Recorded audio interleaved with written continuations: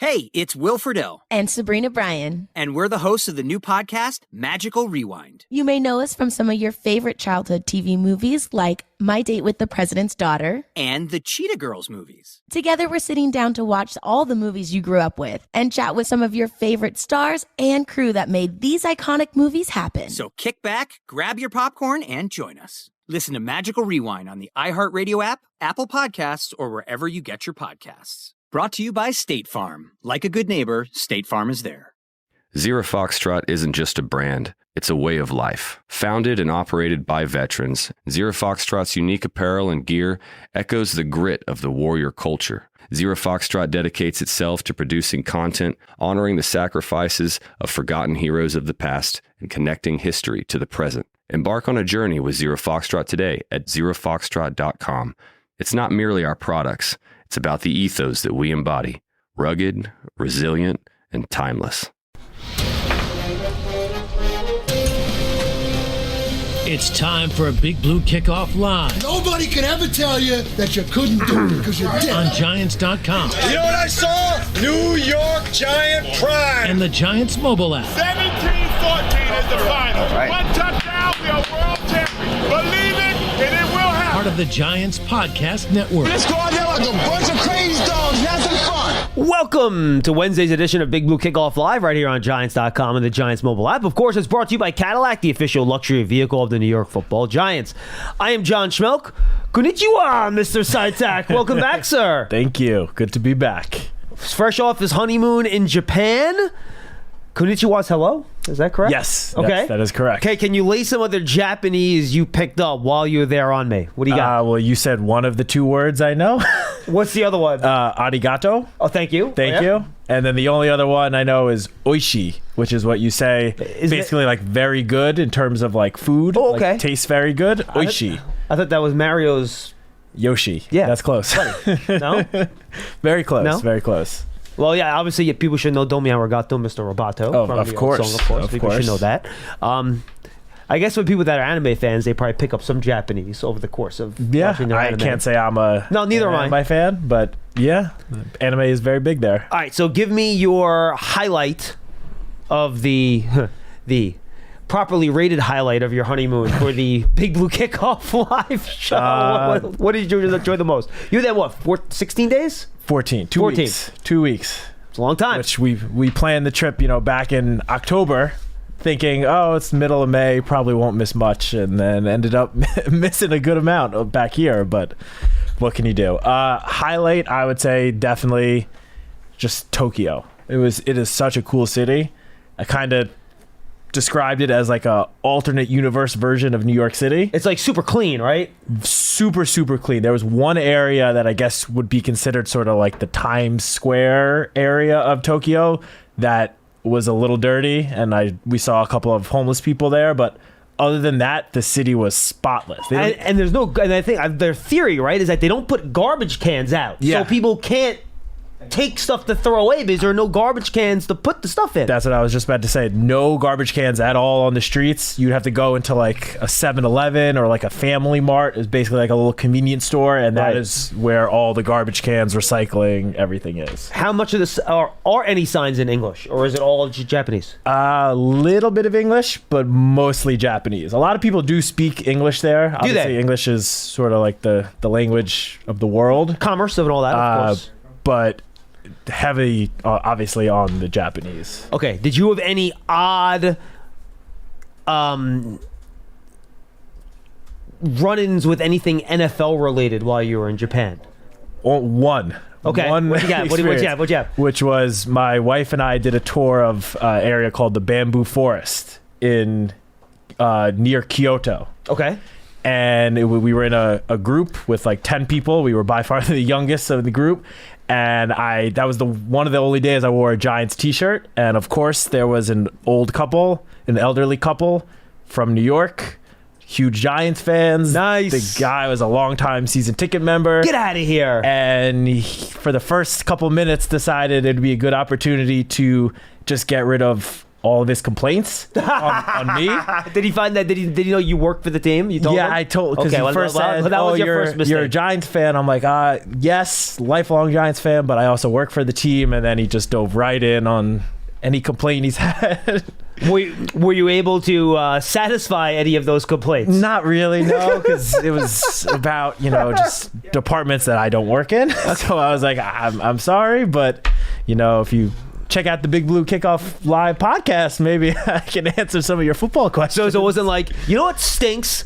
That fact or fiction on Giants.com. their takes are terrible. You didn't get any of that? All right, no, good. It was more just like logistical stuff about specific events and things season like ticket that. Related stuff. Yeah, I got you. He complained that the tickets are no longer printed out, that it's all mobile on the phone. He did not like this. I was like, that is above my pay grade. And you know what? That happened to me too. As someone that's a Knicks season ticket holder, 2 or 3 years ago, they went to digital only. Mm-hmm. And, the first year, it was a little kinky, you know what I mean? Like you would try to use the app when you got there and it wouldn't work.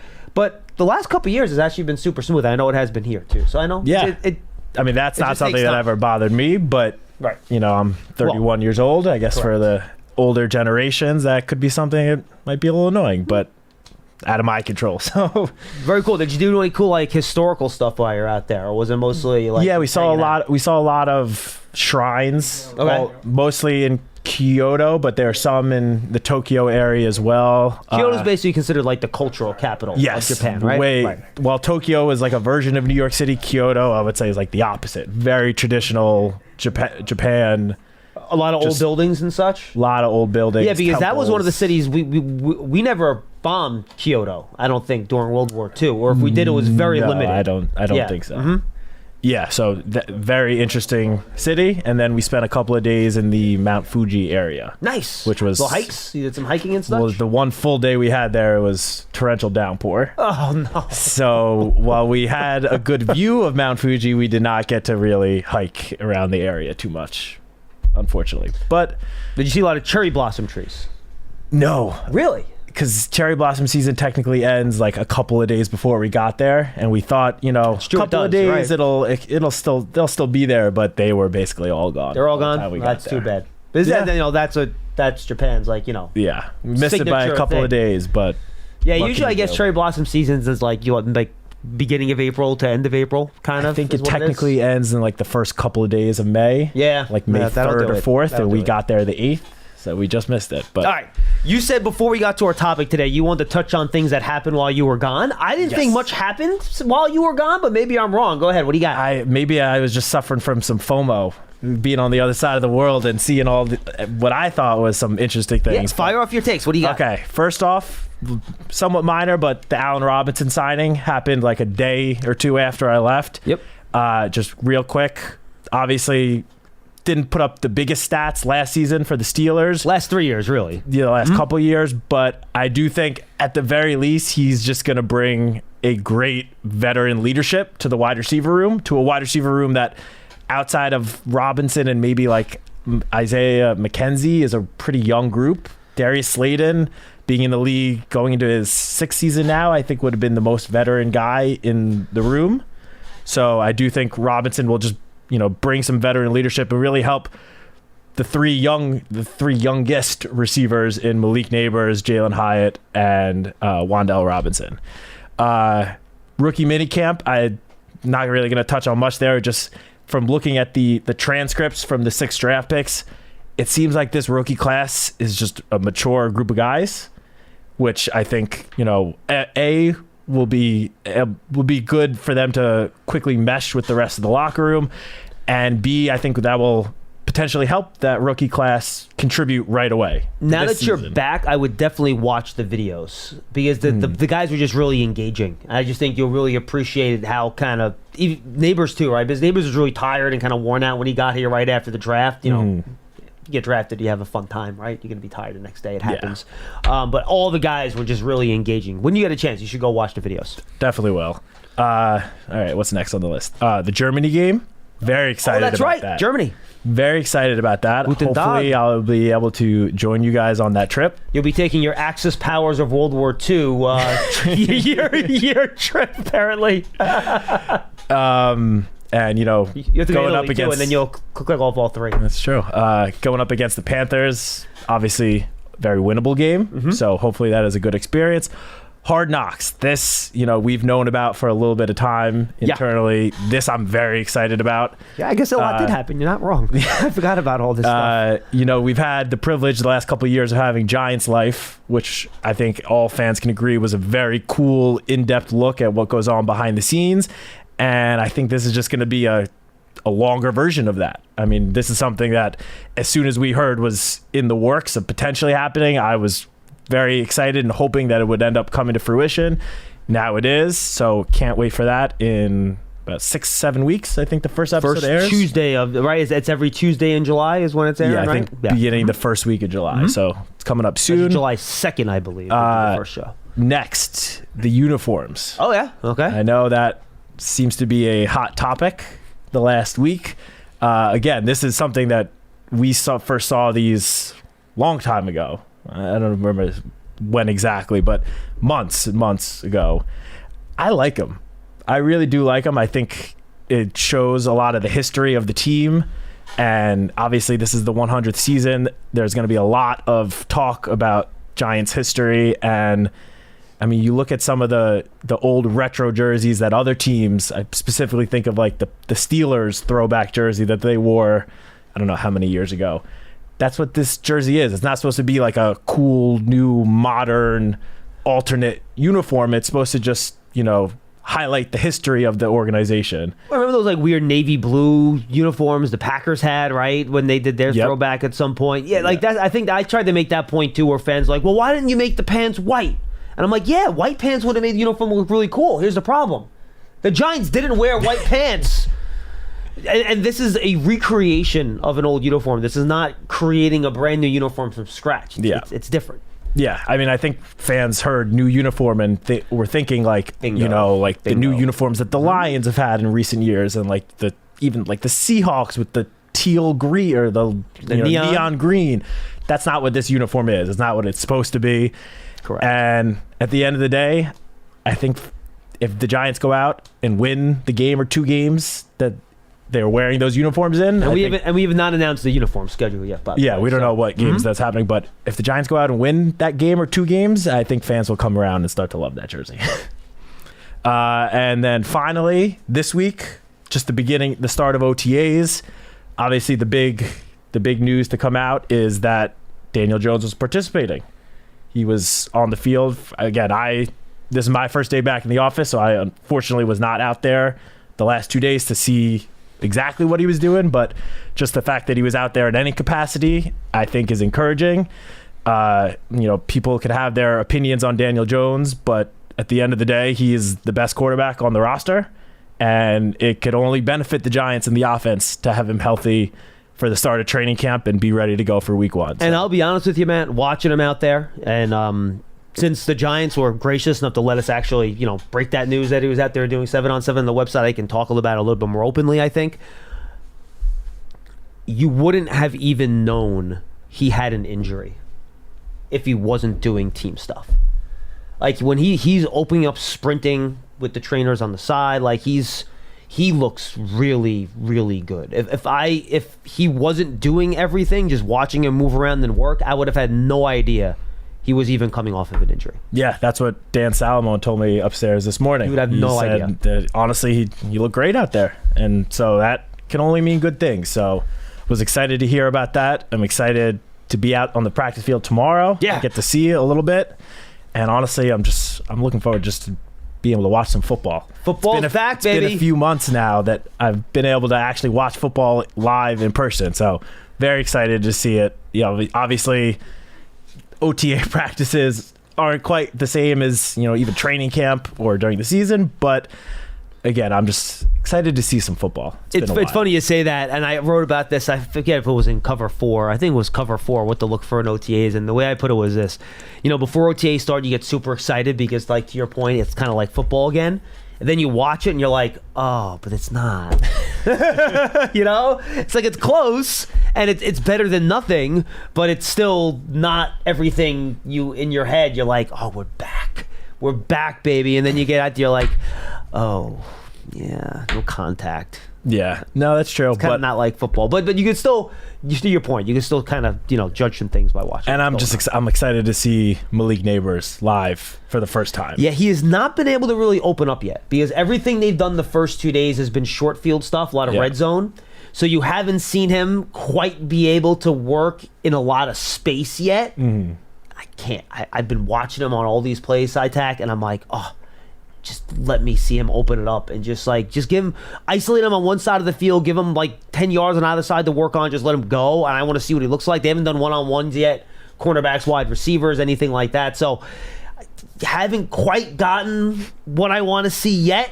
I don't know when they're going to start doing full field work. I'm guessing probably not yet tomorrow. Maybe they'll do like fringe stuff tomorrow. But by next week, I bet we'll start seeing Neighbors be able to open up a little bit. Yeah, and I imagine they're going to try to get to him over the top a couple times against Deontay Banks, which will be fun. They've been matched up a bunch together, which has been a lot of fun to watch. Love that.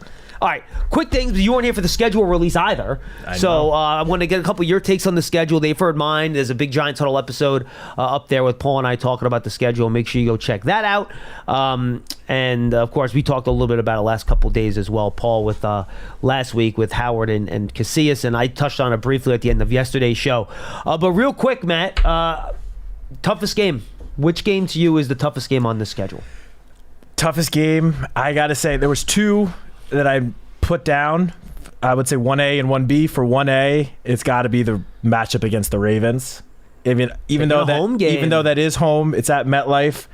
I just think looking at all the opponents on the schedule this season, Baltimore is the toughest. No, they're the only team on the schedule that got to a title game last year, right? Yeah, that's the AFC title game. They were the number one seed in the AFC. I think they had the best record in the whole league in the regular season last year. Did they finish ahead of the Chiefs in the AFC? They did, right? Yeah. They were the one seed in the AFC. Right. So that's got to be, my take for the toughest game. The 1B, I would say, which might be slightly surprising, is a different AFC North matchup at Pittsburgh. Monday night. That's why prime time at that stadium for any team, that's going to be a very tough matchup. Yeah, I think so too. We opened the season against the Steelers a couple years ago on Monday night. Was that 2021 or 2022? Yeah, one, I think. Yeah. Yeah, and obviously we fell short in that game, hoping for a better result this year. Actually, it had to be 20, right? Because you played the AFC North. Anyway, not important. Yeah, whenever it was. Yes. And we lost that week one matchup. 4 years ago, yeah. Yeah, hoping for better results this year, but yeah, that going up against that away crowd, that environment, Monday night game, especially because we assume the Steelers are going to be better this year with the quarterback position a little more solidified. That's going to be a tough matchup. No, I'm with you. I'm not going to throw at Philly out there because it's the last game of the year. We don't know who's even going to be playing. At Dallas on Thanksgiving is always really, really tough. Yeah. Short week in that building against that team on Thanksgiving national TV. That's not going to be easy, obviously. And then the two, I think, sleeper teams, and I guess I can jump to that one in terms of underrated team on the schedule. I think at Cleveland and at Seattle are both very, very tough games too. Cleveland is a very good football team, guys. If Deshaun Watson could ever rediscover what he had before he left Houston, the Browns would be Super Bowl contenders. Like, they would have a real chance to win that division and go to the Super Bowl. I don't know if Deshaun Watson's ever going to rediscover himself, but between that offensive line, that Jim Schwartz defense, they have really good wide receivers. They got a good set of running backs. We'll see where Nick Chubb is health-wise in week 3. But that game at Cleveland, and then, of course, how tough it is to play at Seattle, right? Those two other really, I think, tough games on the schedule as well. Yeah, the matchup in Cleveland was one of the ones I also marked down. They had, during the regular season last year, I think they had the best defense in the NFL. Probably for the first 12 or 13 weeks of the year. And frankly, it wasn't even that close. It was historically good. Yeah, I think the only reason why it kind of, I don't even want to say fell apart towards the end, but dropped a bit from what they were the first 3 months of the season was because they just were not getting the quarterback play. I know Flacco came in and ended up stabilizing the position a bit towards the end of the season, but they were really in flux when it came to the quarterback position for a while. And I think towards, as you said, week 12, week 13, when they started to dip a little bit, I think the fact that the defense was just on the field for as long as they were every single game just sort of caught up to them towards the end. But I agree. I think if Deshaun comes close to being anything like what he was with the Texans or even what he started, I think it was what he started looking like last year before he got hurt. He started to play a little bit better. If he can return to that sort of form, that is going to be a very, very dangerous team. And the other underrated team I marked down, another home matchup for the Giants, but Week 17 against the Colts. I just think the Colts are a team this year. I don't want to say they're getting slept on because I do feel like they are a somewhat popular sleeper pick. I think because of how successful the Texans were this past season, they're being overlooked in the AFC South, and I do think the Texans will end up winning the division, but it would not surprise me if Anthony Richardson takes sort of the next step in his development and can stay healthy, because that was obviously his biggest issue last year. I don't think he finished, or maybe he had one full game where he started and was able to finish the game, one or two. If he can stay healthy and take the next step, I think the Colts could definitely push to be a wild card team and surprise a lot of teams this year. I'm with you. Talking about all the rookie quarterbacks, Richardson's basically a rookie. I mean, he barely played last year. So we'll see if he can kind of boost that team up a little bit. All right, best quarterback on the schedule that the Giants are going to have to face this year. All right, again, mark 2 down, both from the same division. I think we're on the same page here, too. Go ahead. Lamar Jackson, who obviously just won MVP last past season, was the best player in the league, period. And then Joe Burrow. I think he is obviously more of a question mark. He's coming off the wrist surgery from this past season that I actually saw something a couple days ago. I forgot who it was. There was another player that got the same surgery, and he was just talking about how it took him like over a full year to really regain full like power and mobility in that wrist. Really? I need to look up which player it was. I don't think it was a quarterback, so obviously that changes things a little bit. But if Burrow is healthy for the start of the season, then I would say he's right up there with Lamar Jackson. I thought he was going to push to be an MVP last year. I agree. And obviously his season got derailed from the first day of training camp when he hurt his calf, and that affected him the first 6 weeks of the season. He finally started to get going, and then he suffered the wrist injury. If he's back to being healthy, I think, again, he could potentially push to be MVP this year. I'm with you. And then I think you have, after those two guys, you have Dak and Cousins, and Hurts would be your next kind of group of three. And then, look, it's a lot of young quarterbacks in the Giants' schedule, right? You have maybe J.J. McCarthy in week 1. It might be Sam Darnold. We'll see. You get Jaden Daniels twice. You already mentioned Anthony Richardson, who's basically a rookie. You're going to get him. You get, and I'm forgetting one of the young guys, and Bryce Young, who's basically a rookie. Yeah. Given what last year looked like for him, I mean, you can just wipe that thing clear. And Dave Canales has had a lot of good things. He's his new head coach, former offensive coordinator for the Bucs. Had a lot of good things to say about what Bryce Young's doing. So a lot of young guys on that schedule for them as well. Toughest game, Matt, simply based on timing or schedule, where you don't like the circumstance of the game. I can already kind of gave mine. Thanksgiving in Dallas. It's just a really tough game. What stuck out to you? Yeah, so we've already touched on the 2 games that I put down for that. Okay. One of them being the Thanksgiving Day matchup in Dallas. Obviously, just the short week. Both teams are coming off a short week. Actually, for both games against the Cowboys, they both land on a Thursday, which I thought was just a little bit of an odd quirk of the schedule. I wonder what Amazon had to do to get a Giants-Cowboys game. Because that is the game that all the networks fight over endlessly. For them to get one of those, I can only imagine how much they either paid extra or they sacrificed in order to get that one monster game early in the year. Yeah, so, I mean, both of those games being short weeks, I mean, it'll be tough for both teams. Yeah. But the Thanksgiving one in Dallas, obviously that's going to be tough. And then the other one, I mentioned the Monday Night Football game in Pittsburgh. That's just a very tough environment to play on the road, and especially in prime time. Circumstances-wise, that's going to be a tough game.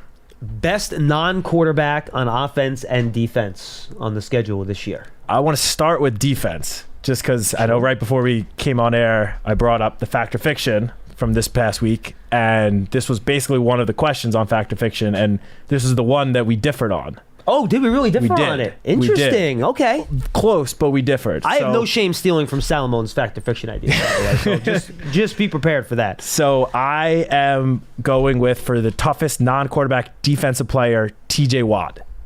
Watt over Myles Garrett, huh? Yes. Okay. Which, explain obviously, why.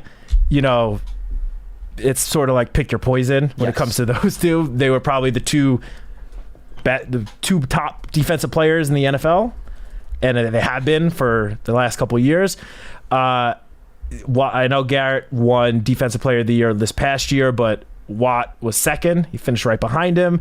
He's led the NFL in sacks 3 of the last 4 years. Is it 3 out of 4? 3 out of 4. That's pretty good. First team All-Pro in 4 of the last 5. Again, they're both the top 2, I would say, non-quarterback players that the Giants are going to face this year, with Micah Parsons being a very close third.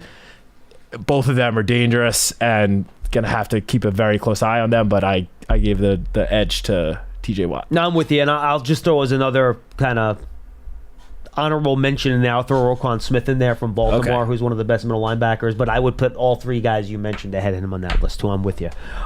Best non-quarterback offensive player? Justin Jefferson, week 1. Yeah, that's a good one. I would say I came down to Justin Jefferson or potentially Jamar Chase with the Bengals, and I believe it's week 6. Justin Jefferson's the best wide receiver in the NFL, and I don't even think it's very close. I think he's still Remember last year, though, he had a rough year because of the injury. So because of the injuries, yeah. Again, this is assuming he's back healthy. I would say Justin Jefferson's a tough matchup for any cornerback on any team. Doesn't matter how long you've been in the league. He's just very, very tough. And then the one other person I mentioned, sleeper pick, and this is just because of his new team and how he fits with that offense, Derrick Henry. I think Derrick Henry on the Ravens I like that. Is going to push for Offensive Player of the Year. I think he's going to go off. If he reached 20 touchdowns on the ground, it would not surprise me. I know Lamar obviously runs the ball a lot himself, so I was going to say he could even push for like 2,000 rushing yards. That I think will be tough just because of how much Lamar runs the ball with himself. But I just think Derrick Henry in that offense is potentially the best fit of any player that changed teams this offseason. Yeah, I'll tell you what.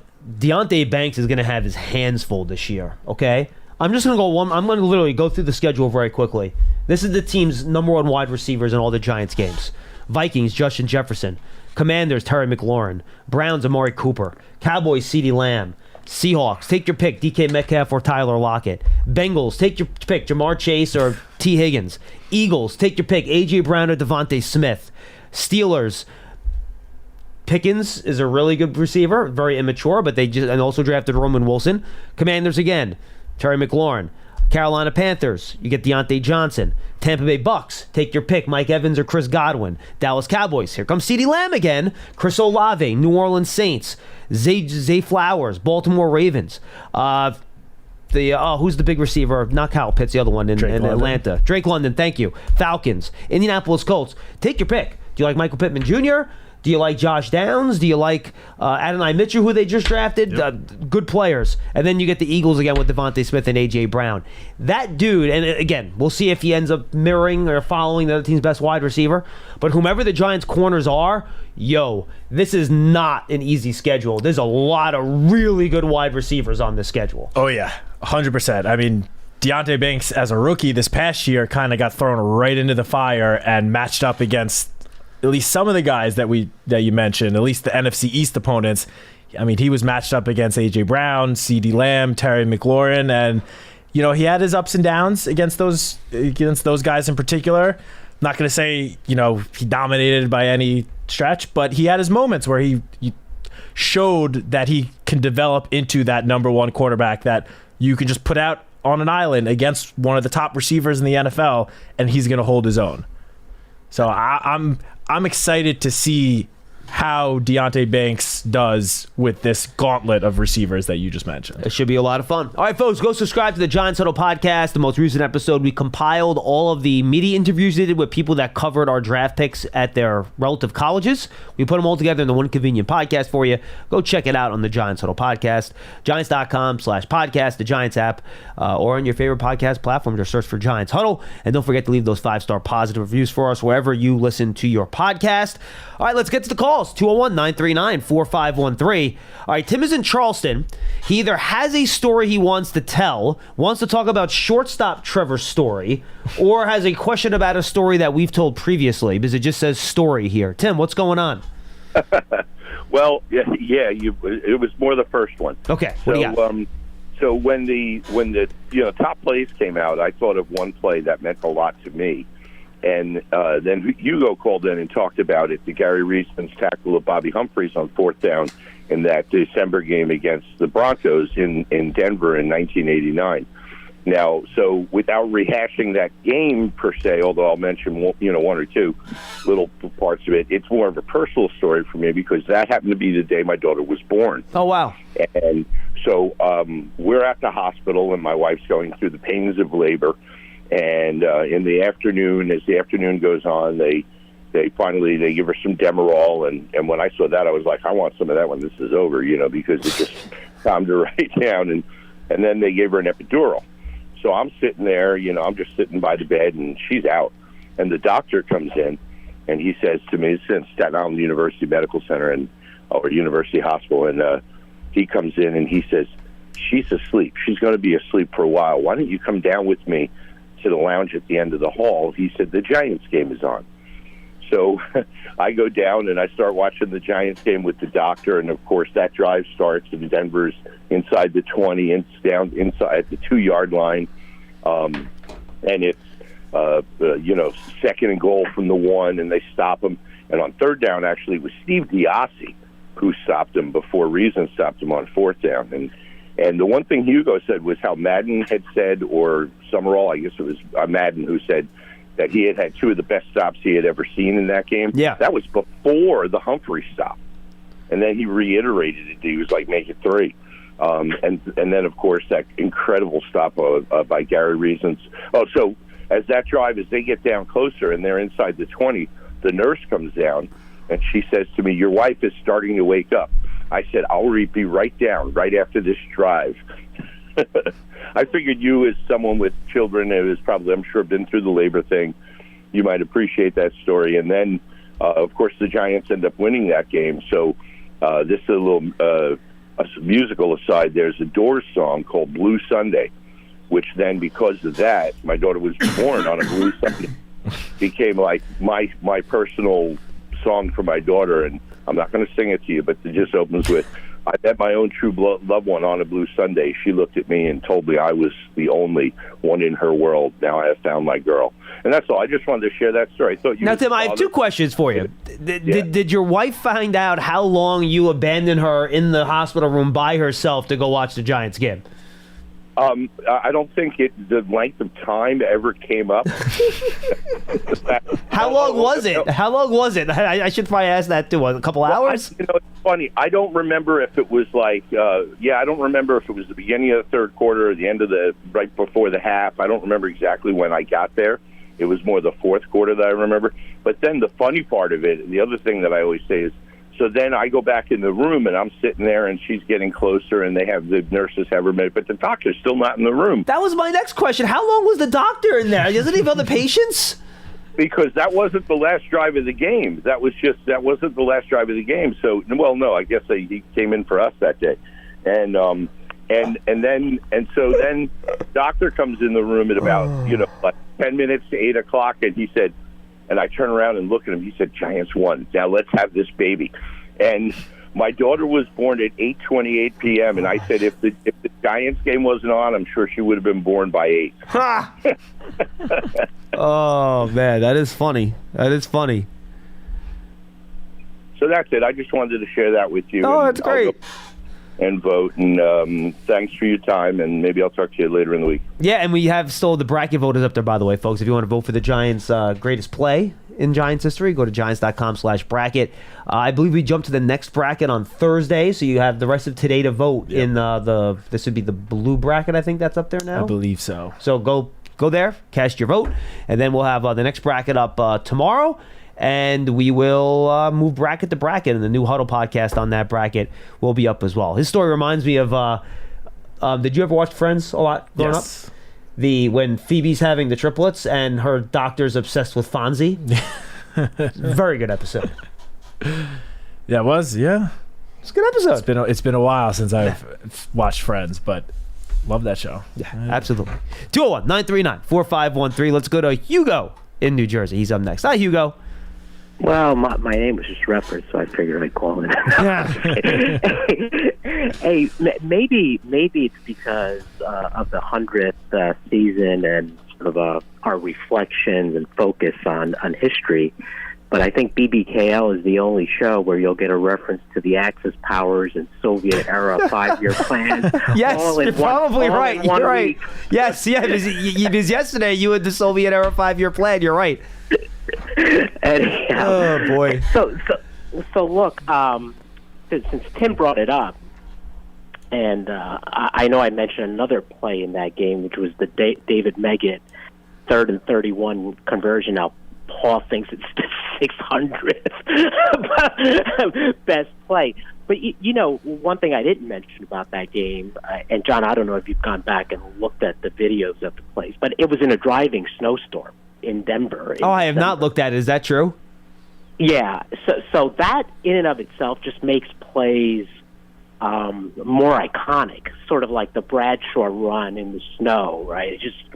It just strikes something in the viewer's mind. Oh, absolutely. And the one thing I'll say about that mega play, I mean, the points were going to be very difficult to come by that day. So two things: the Sims pass was high and behind David. Now, this was a screen, so this goes to show you how difficult the passing conditions were. High and behind. He knocked the ball up in the air and then recouped and got a hold of the ball. So the difficulty of the catch. And then he's running, and while some of the Bronco players are having difficulty with their footing, Meggett was in perfect balance, cuts back, breaks a tackle attempt from one of the best tacklers in NFL history, Steve Atwater. Steve Atwater, yeah. Oh, okay. Yeah. And then two linemen, Bart Oates and William Roberts, were up front and just doing an excellent job of blocking. So he broke a few tackles, did a cutback, made a great catch. So it had like all the elements of and by the way, it may be the last well-executed screen pass that I've seen from the Giants. You know what? Funny, Hugo, I just searched it. I'm looking at the play right now, and you're right. It was a hell of a catch because it is snowing. You can barely see the yard markers. The numbers on the field, you got no shot. And Meggett does make one really nice cutback, and then he does avoid that water tackle. Yeah, that is a hell of a job on a 3rd and 31 screen. Absolutely. So, when Paul said, "Oh, no, it's not," I said, maybe my memories are off. So I went back and looked at it, and I was like, no, this is like an iconic play. And by the way, they needed to win that game. Like I said, they need to sweep the last 3 games to win the NFC East. Anyhow. By the way, I'll just point out, it was really good for the Giants to wear their color rush jerseys in that game, just for the record. Well, that was the standard on the. Yeah, I'm aware. I'm making a joke. Yes. Okay, I got you.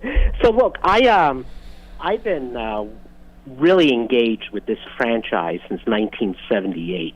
I was in probably my early teens, so really got into football back then. And there's a lot of good, and this team's given us a lot of joy over the years. But there's also, with the good comes the bad. And I wanted to give you my top 5 heartbreak plays since I've been a deeply engaged fan. So if you would indulge me for a moment. Okay. My number 1 is the 2002 playoff game against the 49ers. The field goal. Blew a lead. Yep. All right. The 2010 Deshaun Jackson walk-off punt return. Yep, that'll do it. The 1997 playoff game versus the Vikings, where everything that could go wrong did go wrong down the stretch, and the Giants lost the game. The 1989 Flipper Anderson walk-off. Yeah. We talked about that the other day. Mm-hmm. And then the 1988 season finale, Al Toon catching the ball over a backup safety, as I remember, Tom Flynn, and knocked the Giants out of the playoffs. And honorable mention, there was a 1988 game at home versus the Niners, where in the winding minutes, Joe Montana hits Jerry Rice down the right sideline. Now, all those games had playoff implications. Nothing from Super Bowl 35, Hugo. I'm surprised by that. I thought you might have one from the loss of the Ravens. No, not really, because that game sort of got out of hand. And I'm really talking about gut punches, right? It was obviously very disappointing to lose that game, but these were like, just weird things happening in big moments. No, I got you. Sort of the way I defined it. And then, notably, I kept the 1978 iconic fumble play out of it. And the reason I did is because the Giants were a very bad team in 1978. So even though it was a weird play, it was a bad play. It was an embarrassing play, but it didn't ruin what could have been a good season, right? Exactly. Right, I got you. Exactly. That makes sense. Okay. So coming back to the present age, well, I guess one thing I'm looking for from the Giants is sort of I think something that's very challenging, which is what I'd like to see is really an open competition for the offensive line spots outside of left tackle and center.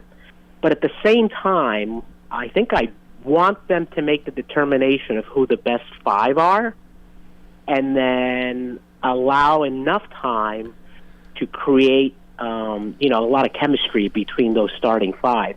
And I think that's just a very tough balancing act. I must say that, Coach Stable's been very true to his word when he says, it doesn't matter how you got here, your draft status, how much money you make. If you're the best player, you're going to play. Yeah. So I'm not discounting necessarily guys like Azudu and McKeithen in the process. Sometimes when your house is on fire or near a fire hazard, you have to pay up a lot for insurance. And in some ways, maybe that's what they did this offseason. But I'm in the camp of let the best man win the jobs and then go from there. Yeah, and Hugo, and Hugo, by the way, what I think they'll do, and again, I can't tell you how they were lined up the last 2 days of practice because they don't want us reporting who's at exactly what position. But to me, if you go based on how much you're paying guys and where you drafted them, right, that's how you find the guys that are most talented, right? So you want to, if you believe those are the most talented guys, those are the five you're going to start with. To me, Matt, and please disagree with me if you think I'm off here, the guys that I think have either the most talent or the most proven experience being a successful starter on the offensive line is Andrew Thomas, John Runyon, Jermaine Illuminor, John Michael Schmitz, and then Evan Neal, right? It's some combination of either past success or high draft capital, which means high talent level. So my guess, Hugo, to your point, and Matt, you have those five guys start off in some type of alignment. I think Runyon has said he's more comfortable at right guard, and then that would mean Illuminor would be at left guard, Neal at right tackle, Thomas at left tackle, John Michael Schmitz at center. Let's start with those guys in those spots, and then if somebody else shows that they're better, they can slide up. But based on, again, salary, where they've been drafted, talent level, to me, those are the five guys you're going to start with and then try to figure it out from there. Yeah, I agree completely. I mean, of those five, obviously, Andrew Thomas is the franchise left tackle. He's proven, when healthy, to be perhaps the best, if not one of the best left tackles in the NFL. John Michael Schmitz is going to be the starting center. Just used a second-round pick on him last year. Between the two guard spots, I don't know where necessarily Runyon will go and Illuminor will go. Runyon's going to start. Yes. At guard. Yes. Period. Stop. 100 yes. For sure. As long as he's healthy. Side? We'll see. As long as he's healthy, he will be a starter at one of the guard positions. I just don't know which one yet. Yeah, same here. I'd say the biggest question mark, I think it's fair to say, would be Evan Neal at right tackle, just based on how the last two seasons have gone. Now, I don't think if Evan Neal, struggles as much as he did last year to start the season, I don't know if he will be afforded, as I would say, I guess, as long of a leash as the starting right tackle. Just what my assumption would be.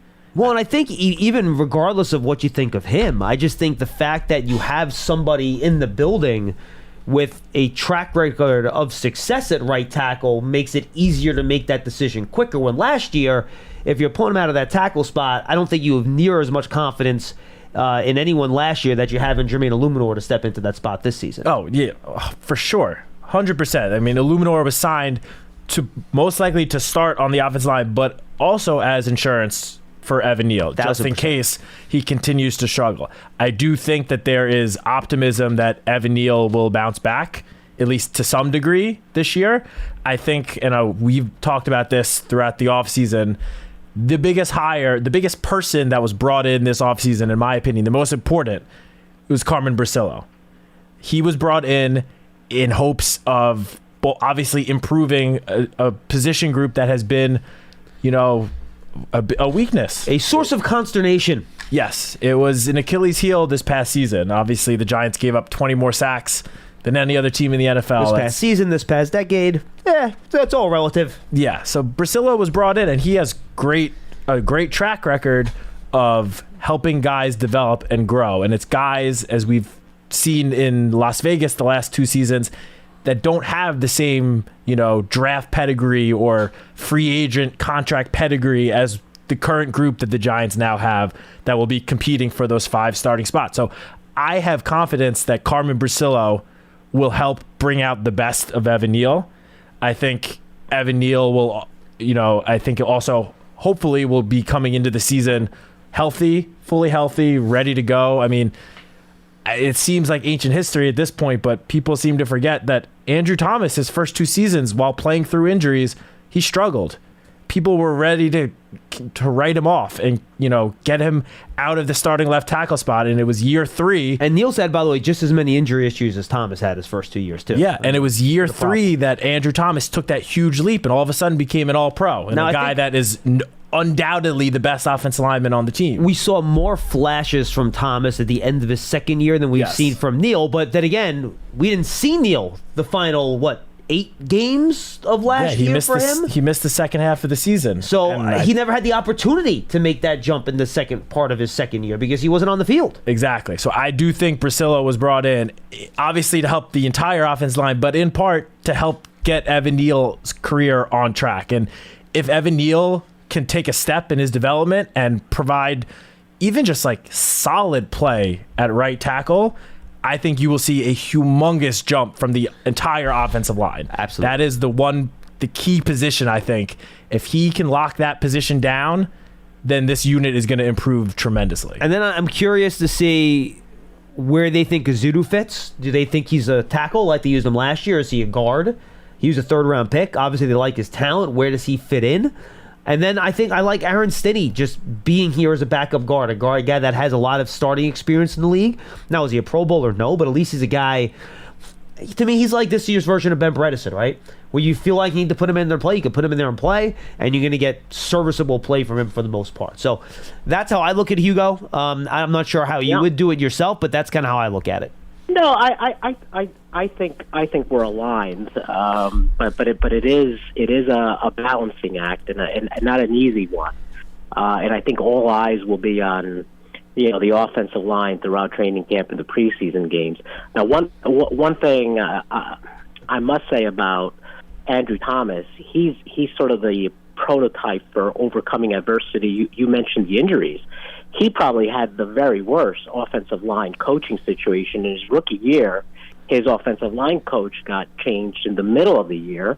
There was an interim offensive line coach. And let's be honest, the offensive system they were running at the time wasn't the very best offensive system either. So when I look at Andrew Thomas, I see a guy who just, can overcome a lot of adversity, and I really admire that. Yeah, I don't think his level of play has anything to do with the offensive system. I don't think that really impacts the left tackle much in terms of how you're playing as an individual, to be totally honest with you.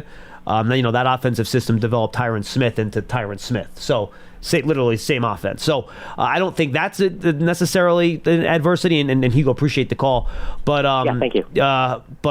Look, overcoming the injury and being mentally tough to survive the bad play, absolutely. I think Andrew Thomas, and we talked to Jermaine Illuminor when he got here too. That's what he's been so big on, and I think both. And Andrew's been here already, but Jermaine Illuminor made the point to me. And guys, go back if you want to go find it. My interview with Jermaine Illuminor when he first got here. It's a great interview on the Giants Huddle podcast. Please go find it. He talked about how he really thinks just from a mental perspective he can help Evan, bounce back from bad plays, stay very steady, things like that can really help Evan along as a young player. Yeah, and just a quick note on Andrew Thomas. I've been wanting to kind of touch on this. I feel like he is going to, I don't want to say take a big step this year because he already was an All-Pro not too long ago, 2022.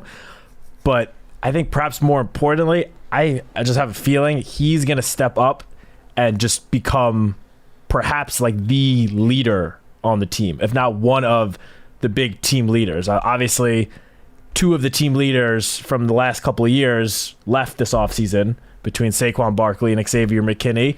And I feel like there's just, I don't want to say a leadership void, but there's a spot there for someone to really step up and become one of like the big voices in the locker room. And I know to start his career, that kind of wasn't Andrew Thomas's personality per se, but I have a feeling he's just going to step up and really help keep the locker room, the offensive line and the whole locker room, keep them together and help, they're going to face adversity throughout the season. It happens every year. I mean, unless you're the 2007 Patriots, you're not going to have a perfect regular season. And I just think Andrew Thomas is going to really step up in that capacity and really help keep the locker room together whenever they do face the inevitable adversity. He's just such a solid, steady guy. He's a lead by an example type of guy. He's not a rah-rah guy, but I agree. He's someone that I think the rest of the line can learn from and follow his example, and he can kind of be a real face of that group. Yeah. As they try to improve and get better. Guys, don't forget, Giants TV is the Giants' digital streaming video app. It brings original video content and game highlights on demand and direct to Big Blue fans. Giants TV is free on Apple TV, Roku, Amazon Fire TV, and the Giants mobile app. It's the Giants official connected TV streaming app. Giants season tickets, folks. The schedule is out. Take your fans to the next level with a season ticket membership. Stay connected to the club all year round, not just on game days. Memberships are now available for 2024. To learn more about all the exclusive member benefits, visit giants.com/tickets. Limited inventory is available. Big Blue Kickoff Live is presented by Cadillac. Let's go to one more caller, Cliff in New York. Cliff, what's going on, pal? Hey, guys. Thanks for the show. Great stuff. You changed what I wanted to talk about. I would just quickly say... I would point out the notebook posted on the website about the changes made by the competition committee. I found it extremely helpful, especially about the kickoff, and put everything in context for me. And I would just summarize about that whole thing, since I've had very strong reservations about it. It just adds a lot to the cerebral part of the game for the players. And they already, they'll have to be up to it, and so will the officials. And I think also the announcers are going to have to really help out a lot too, to be totally up on it. But I really would rather talk about what you guys were talking about earlier in the show. Yeah, fine. The schedule. When we finished with 6 wins, I said, oh, boy, I hope it's not like a few years ago when we finished 6-10 and we got a really tough schedule the following season. Well, it did happen again, and it has nothing to do with anything except how the rotation goes with which divisions you get, and you get a year when the divisions you got are very strong. So all we got this year is probably the best team in the league so far, and some runners-up in one of the divisions. But I'm thinking, in light of that, I think we actually have the horses to compete with anybody this year. Actually, I'm so impressed with the changes in free agency and then the draft. And I think to take it from Coach Marvin yesterday, on paper, on paper, it's I think we're pretty damn good. And so how do you get to performance? Well, how are the coaches? Well, if they are as unified as they were in 22, and I think Dable's big changes were to reestablish that, from what I could see, that they're all on the same page, working together again. Then that's how you get the performance, right? I think we have the horses to compete in this schedule. Yeah, well, just about your first point about the Giants' schedule, the opponents, the divisions they're facing. Obviously, the Giants play the AFC North this year, which could end up, in my opinion, being the best division in the entire NFL. If I had to guess right now, I think it is the best division. Yeah, in the NFL. I'm with you on that. All 4 of those teams, barring some big injuries, I think are going to at least push to make the playoffs, and I wouldn't be surprised if 3 of the 4 end up making it. If all 4 of those teams win 9 games or more, it would not shock me. Yeah. So while that part of the schedule certainly is, just unfortunate luck that the Giants are facing that division this year, I would say on the opposite end of the spectrum, the Giants also get to play the NFC South this year. Which is probably the weakest division in the NFC. Exactly. Mm-hmm. I mean, obviously, the Falcons, a lot of people think could take a big step with Kirk Cousins, but he's coming off a big injury, so he's got to prove that he's healthy first before, you start putting them out as saying how far they're going to go this year. Like, would it shock you if that division winner won 9 games? No. If the Falcons won at 9 and 8, yeah, it would not shock me. I agree at all. 100%. I'm with you. Because the other 3 teams in that division, I mean, the Panthers were the worst team in the NFL this past season. Who knows what they're going to be with the whole new coaching staff? We just don't know. They're going to be better than they were last year. Can't be worse. Exactly. And then with the Saints and Buccaneers, I mean, could both of those teams end up being good? Yeah. If you told me that they could each, or one of the two could go, 9-8, 10-7, I wouldn't be shocked. But at the same time, you told me each team went 6-11, I wouldn't be shocked either. Yeah, last year the Bucs and the Saints tied for first place in the division at 9-8. Yeah, so just a little balance of the schedule. While the AFC division opponent is the toughest it can be, the NFC division opponent is, at least on paper, the easiest that it could be. Yeah, and then you get the Colts, the Seahawks, and the Vikings. Those teams are solid, but they aren't, upper echelon teams because the Giants finish in 3rd place in the NFC East. So you do get a little bit of a break with those as well. Cliff, anything else? Yeah, I like the balance, but in the first 8 games, it seems like it's a little worse in terms of who we have to get first. Oh, no, you're right, Cliff. That's why you got to win the first 2. You got to win the first 2 games of the schedule. So even if you go 2-4 in weeks 3 through 8, when you play in every team finished minimum 500 last year or better, and most of which made the playoffs, that's why you got to start 2-0, so you can survive that next 6-game stretch, which is very, very difficult. Yeah, that was actually one of the notes I wrote down about the schedule that I did not bring up before. Obviously, the first 2 weeks, the Giants could end up facing 2 rookie quarterbacks in J.J. McCarthy with Minnesota and Jaden Daniels with Washington. Obviously, you would hope that they could jump out to a 2-0 start, but it's the opponents that you just mentioned, weeks 3 through 8, that are all good teams, either playoff teams last year or close to playoff teams. If the Giants can get through the first 8 weeks of the season and emerge heading into week 9, that week 9 game against Washington at 4-4, that's all you need to be. Then I would think they have a very good chance at making a legitimate postseason run. And you know what? Even if you're 3-5, even 3-5, you're not done. Yeah, you're not done. You're fine. I prefer to be 4-4. I'd feel great about 4-4, but 3-5, you're okay. Yeah, even if you start 3-5, you then Washington, the Carolina game in Germany, you have your bye, a little bit of a reset, and then Tampa Bay, the Cowboys game, Thanksgiving, tough, but then Saints. So how about let's talk about it this way, all right? Once they play Dallas, and Cliff, thanks for the call, I appreciate it. You get 6 games left once you get to Dallas on Thanksgiving, okay? So that would put you at 11 games played on the schedule. I would like the Giants to be 6-5 heading into that Dallas game. That would be a good scenario for me. Then if you could figure out a way to go, you got 6 games left, figure out a way to go 3-3 the rest of the way and finish 9-8, I'm okay with that. And you have a chance. You get the Saints at home, the Colts at home, then you figure out a way to beat either Atlanta, Dallas, Baltimore, or Philadelphia. Then you're looking at 9-8. I'd sign up for a 9-8 season right now. Yeah, I don't know many Giants fans that wouldn't sign up for that. So if it's like you said, Matt, if you take that first 8 games and you go 4-4, if you can go then 2-1 in the next group, right, and you're 6-5, and then you try to go 3-3 in the final 6, it's not bad.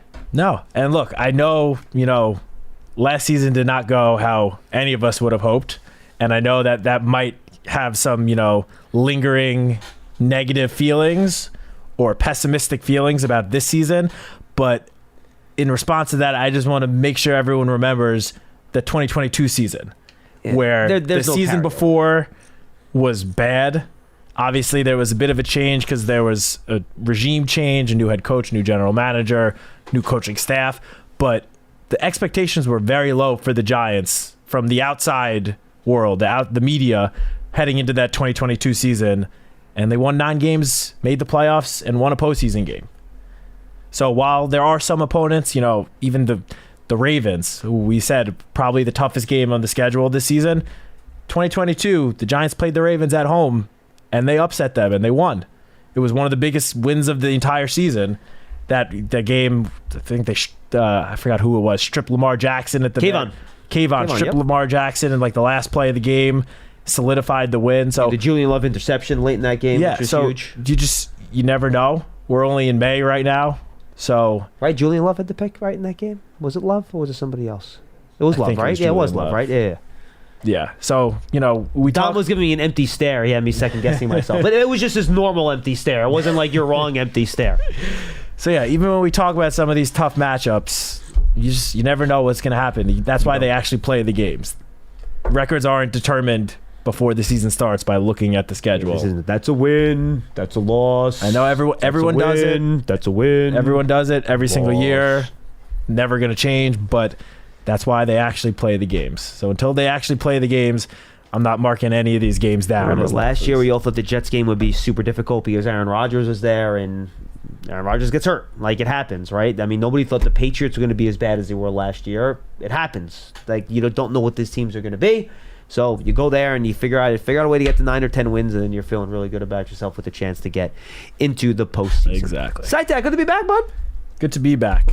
Looking forward to talking to you again tomorrow. And we're going to run this back tomorrow. In fact, Dom, what do you know what the media schedule is tomorrow? Do you have that handy, what time media is and stuff like that? Do you know offhand? No, I don't. You don't? Yeah, I can check that here too, because you might have to push the show back to like 2 o'clock, depending on when media availability is.